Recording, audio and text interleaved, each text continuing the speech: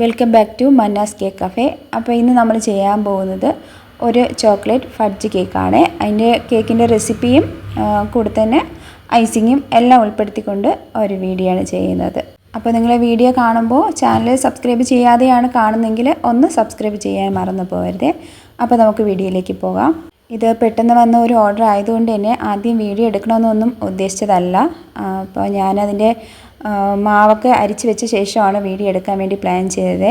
അപ്പോൾ അത് എന്തൊക്കെയാണ് ഉൾപ്പെടുത്തിയിട്ടുള്ളതെന്ന് ഞാനൊന്ന് പറഞ്ഞു തരാം. ഞാനിപ്പോൾ ഇതിലോട്ട് 1 കപ്പ് മാവെടുത്ത ശേഷം അതിൽ നിന്ന് 3 ടേബിൾ സ്പൂൺ മാവ് മാറ്റി അതിലോട്ട് 3 ടേബിൾ സ്പൂൺ കൊക്കോ പൗഡർ ചേർത്തിട്ടുണ്ട്. കൂടെ തന്നെ 1 ടീസ്പൂൺ ബേക്കിംഗ് പൗഡറും 1/2 ടീസ്പൂൺ ബേക്കിംഗ് സോഡയാണ് എടുത്തിട്ടുള്ളത്. ഇത്രയും അരിച്ചെടുത്തിട്ടുള്ള മിക്സാണ് കാണിച്ചത്. പിന്നെ ഇതിന് വേണ്ടിയിട്ട് 3 മുട്ടയാണ് എടുത്തിട്ടുള്ളത്. ബൗളിലേക്ക് 3 മുട്ടയും പൊട്ടിച്ചൊഴിച്ച് കൊടുക്കാം. അതിലേക്ക് 1 നുള്ളു ഉപ്പും 1 ടീസ്പൂൺ വാനില എസൻസും കൂടി ഒഴിച്ചു കൊടുക്കാം. കൂടെ തന്നെ കേക്കിന് ആവശ്യമായിട്ടുള്ള പഞ്ചസാര എടുക്കാം. പൊടിച്ച പഞ്ചസാരയാണ് വേണ്ടത്. 1 കപ്പ് പഞ്ചസാരയാണ് ഞാനിവിടെ എടുത്തിട്ടുള്ളത്. ശേഷം നമുക്ക് മുട്ടയും പഞ്ചസാരയും നന്നായിട്ട് ബീറ്റ് ചെയ്യാം. ലോ ടു ഹൈ സ്പീഡ് വരെ നമുക്ക് ബീറ്റ് ചെയ്തെടുക്കാം. ബീറ്റ് ചെയ്യുമ്പോൾ പഞ്ചസാര ഒരു 2-3 തവണയായിട്ട് ചേർത്ത് കൊടുക്കാൻ ശ്രദ്ധിക്കുക. ഒരുമിച്ച് തട്ടാൻ പാടില്ല. അപ്പോൾ നല്ലപോലെ ഫ്ലഫി ആവുന്നത് വരെ ബീറ്റ് ചെയ്തെടുക്കാം. ശേഷം നമുക്ക് ഓയിൽ ചേർത്ത് കൊടുക്കേണ്ടതുണ്ട്.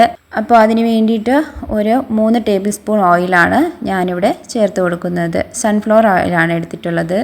ഓയിൽ ചേർത്ത് കൊടുത്തു കഴിഞ്ഞാൽ ഒന്ന് ജസ്റ്റ് മിക്സാക്കിയാൽ മാത്രം മതിയാവും. കൂടുതൽ ബീറ്റ് ആവാൻ പാടില്ല. എന്നാൽ പെട്ടെന്ന് ആ മുട്ട അങ്ങ് താഴ്ന്നു പോകാൻ സാധ്യതയുണ്ട്. അതുപോലെ തന്നെ ഓയിൽ ഒഴിച്ച ശേഷം ബീറ്റ് ചെയ്യുമ്പോൾ ലോ സ്പീഡിലിട്ട് ജസ്റ്റ് ഒന്ന് മിക്സ് ചെയ്തെടുത്താൽ മതിയാകും. അപ്പോൾ ഇത്രയും മിക്സ് ചെയ്തെടുത്ത് കഴിഞ്ഞാൽ നമുക്ക് ഡ്രൈ ഇൻഗ്രീഡിയൻസ് ചേർത്ത് കൊടുക്കാം.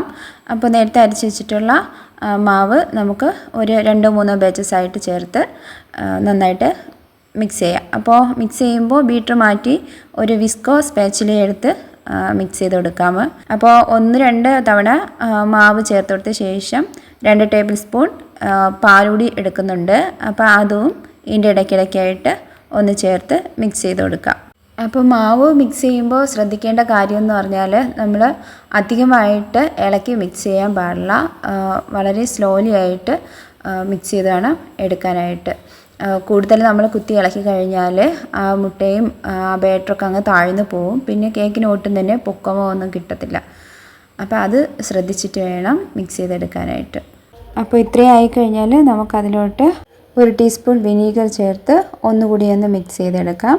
മിക്സ് ചെയ്ത ശേഷം നമുക്കത് ബേക്കിംഗ് ടിന്നിലോട്ട് മാറ്റി കൊടുക്കാം. ഞാനിവിടെ 7 ഇഞ്ചിൻ്റെ ഒരു ബേക്കിംഗ് ടിന്നാണ് എടുത്തിട്ടുള്ളത്. അത് ഓയിൽ വെച്ച് ഗ്രീസ് ചെയ്ത് ബട്ടർ പേപ്പർ ഇട്ട് വെച്ചിട്ടുണ്ട്.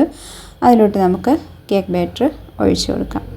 അപ്പോൾ ഈ ഒരു കൺസിസ്റ്റൻസിയിലായിരിക്കണം ബാറ്റർ നമ്മൾ മിക്സ് ചെയ്ത് വരുമ്പോൾ കിട്ടേണ്ടത്. അപ്പോൾ ബാറ്ററെല്ലാം ടിന്നിലോട്ട് മാറ്റി കഴിഞ്ഞാൽ നമുക്ക് അതിൻ്റെ എയർ ബബിൾസ് മാറ്റാനായിട്ട് 2-3 പ്രാവശ്യം ടാപ്പ് ചെയ്ത് അതിനെ പ്രീ ഹീറ്റായി കിടക്കുന്ന ഓവനിലേക്ക് മാറ്റി കൊടുക്കാം. ഞാനിപ്പോൾ സ്റ്റൗ ടോപ്പിലാണ് ബേക്ക് ചെയ്യാനായിട്ട് വെച്ചിട്ടുള്ളത്. അപ്പോൾ മീഡിയം ഫ്ലെയിമിൽ ഒരു 30 മുതൽ 40 മിനിറ്റ് വരെ ബേക്കിംഗ് ടൈം എടുക്കും. ആ സമയമാകുമ്പോൾ നമുക്ക് ബേക്കായി കിട്ടുന്നതാണ്. പിന്നെ ഞാനിപ്പോൾ ഇവിടെ ചെയ്യുന്നത് നമ്മുടെ ഫഡ്ജ് കേക്കിന് വേണ്ടിയിട്ടുള്ള ഗണേഷ് റെഡിയാക്കാനായിട്ട് ഡാർക്ക് കോമ്പൗണ്ട് ചോപ്പ് ചെയ്തെടുക്കുകയാണ്. അപ്പോൾ അതിലോട്ട് ഡാർക്ക് കോമ്പൗണ്ടും പിന്നെ മിൽക്ക് കോമ്പൗണ്ടുമാണ് ഞാൻ എടുക്കുന്നത്. രണ്ടും കൂടെ ഏകദേശം ഒരു 500 ഗ്രാം വരെ ഉണ്ടാകും. എനിക്ക് പെട്ടെന്ന് വന്ന ഓർഡർ ആയതുകൊണ്ട് തന്നെ ഞാൻ അളന്ന് ഒന്നും കാണിക്കാനുള്ള സാവകാശം കിട്ടിയിട്ടില്ല. അപ്പോൾ ഒരു 500 ഗ്രാം രണ്ടും കൂടെ 500 ഗ്രാം ചോക്ലേറ്റും ഒരു 1/4 കപ്പ് വിപ്പിംഗ് ക്രീമോ ഫ്രഷ് ക്രീമോ എടുക്കാം. കൂടെ ഒരു 50 ഗ്രാം ബട്ടർ കൂടി ചേർത്ത് നമുക്ക് മെൽറ്റാക്കി എടുക്കാം. അപ്പോഴത്തേക്കും കേക്കിന് വേണ്ടിയിട്ടുള്ള ഗണേഷ് ഇവിടെ റെഡിയായി കിട്ടും. നമ്മൾ ചെയ്തെടുക്കുന്ന ഗണേഷ് നന്നായിട്ട് തണുത്താൽ മാത്രമേ അത് കേക്കിലോട്ട് നമുക്ക് എടുക്കാൻ പറ്റത്തുള്ളൂ. പ്രത്യേകിച്ചും ഫഡ്ജ് കേക്കിന് നമ്മൾ ഐസിങ് കൊടുക്കുന്നത് ഈ ഒരു ഗണേഷ് വെച്ചിട്ടാണ് കൊടുക്കുന്നത്. അപ്പോൾ അത് ഈ ഗണേഷ് നല്ലപോലെ തണുത്ത് സ്മൂത്താക്കി എടുക്കേണ്ടതുണ്ട്. അപ്പോൾ ആ ചോക്ലേറ്റ് എല്ലാം നല്ലപോലെ മെൽറ്റായി കഴിഞ്ഞാൽ നമുക്കതിനെ ഒരു അരിപ്പയിലൂടെ അരിച്ചെടുക്കാം. അതിൻ്റെ കൊത്തുകളൊന്നും ഇല്ലാതിരിക്കാൻ വേണ്ടിയിട്ടാണ് അരിച്ചെടുക്കുന്നത്. അപ്പോൾ ഇങ്ങനെ അരിച്ചെടുത്താൽ മാത്രമേ നമുക്കത് നല്ലപോലെ സ്മൂത്താക്കി എടുക്കാനും പറ്റത്തുള്ളൂ. അപ്പോൾ ചോക്ലേറ്റ് നന്നായിട്ട് അരിച്ച് മാറ്റി കഴിഞ്ഞാൽ നമുക്കത് ഒന്ന് സോക്ക് ചെയ്യാൻ വേണ്ടിയിട്ടുള്ള സിറപ്പിലോട്ട് മാറ്റണം, കുറച്ച് നമ്മൾ വിപ്പ് ചെയ്തിരിക്കുന്ന ക്രീമിലോട്ട് മാറ്റണം. സോക്കിംഗ് സിറപ്പ് ഉണ്ടാക്കാൻ വേണ്ടിയിട്ട് ഞാനിവിടെ 1 കപ്പ് പാലും അതിലോട്ട് മധുരത്തിന് ആവശ്യമായ കണ്ടൻസ്ഡ് മിൽക്കും ഒരു 3 ടേബിൾ സ്പൂൺ ചോക്ലേറ്റ് ഗണേഷുമാണ് ചേർത്തിട്ടുള്ളത്. പിന്നെ നമുക്ക് ഐസിങ്ങിന് വേണ്ടിയിട്ട് കുറച്ച് ക്രീം മാത്രം ഞാനിവിടെ എടുത്തിട്ടുണ്ട്. അതിലോട്ടും ചോക്ലേറ്റ് ഗണേഷ് ഒരു 3 ടേബിൾ സ്പൂൺ വരെ ഒഴിച്ച് മിക്സ് ചെയ്തെടുക്കാം. സാധാരണ കേക്കിന് എടുക്കുന്നത് പോലെ ക്രീം ഇതിൻ്റെ ആവശ്യമില്ല. ഞാൻ സെയിൽ ചെയ്യുന്ന രീതിയാണ് ഇപ്പോൾ കാണിക്കുന്നത്. സാധാരണ ഫഡ്ജ് കേക്കിന് ക്രീം ഉപയോഗിക്കുന്നത് കണ്ടിട്ടില്ല. എല്ലാം ചോക്ലേറ്റ് ഗണേഷിൽ വെച്ച് തന്നെയാണ് ചെയ്യുന്നത്. പക്ഷേ കുറച്ച് പ്രായമായവരൊക്കെ ഈ ഒരു കേക്ക് കഴിക്കുമ്പോൾ അവർക്ക് ചോക്ലേറ്റിൻ്റെ ഒരു കുത്തൽ അത്ര ഇഷ്ടപ്പെടണമെന്നില്ല. അപ്പോൾ ഞാൻ സെയിൽ ചെയ്യുന്നത് ഈ ഒരു രീതിയിലാണ്. അപ്പോൾ സോക്കിംഗ് സിറപ്പിലും ക്രീമിനും വേണ്ടിയിട്ട് കുറച്ച് ഗണേഷ് മാറ്റിയ ശേഷം ബാക്കി ഗണേഷ് ഒരു 30 മിനിറ്റ് ഫ്രിഡ്ജിൽ വെച്ച് തണുപ്പിച്ച ശേഷം ഞാനിവിടെ നന്നായിട്ട് ബീറ്റ് ചെയ്തെടുക്കുന്നുണ്ട്. നമുക്ക് ബീറ്റ് ചെയ്ത് അതൊന്ന് സ്മൂത്താക്കി കഴിഞ്ഞാൽ ഐസിങ് ചെയ്യാനൊക്കെ എളുപ്പമായിരിക്കും.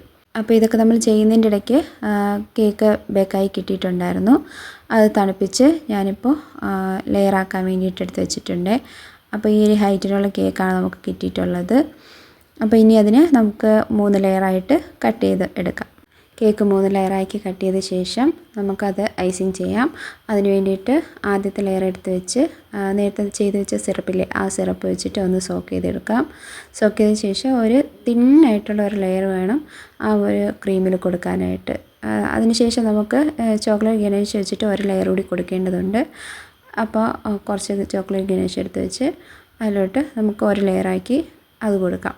ശേഷം ബാക്കി 2 ലെയറും ഈ ഒരു രീതിയിൽ തന്നെ ചെയ്തെടുത്ത് ചോക്ലേറ്റ് ഉണ്ടേനെ അത് കവർ ചെയ്യാവുന്നതാണ്. അപ്പോൾ ഈ ഫില്ലിങ്ങിനകത്ത് മാത്രമാണ് ഞാൻ ക്രീം കൊടുക്കുന്നത്, പുറത്തെങ്ങും ക്രീം കൊടുക്കുന്നില്ല.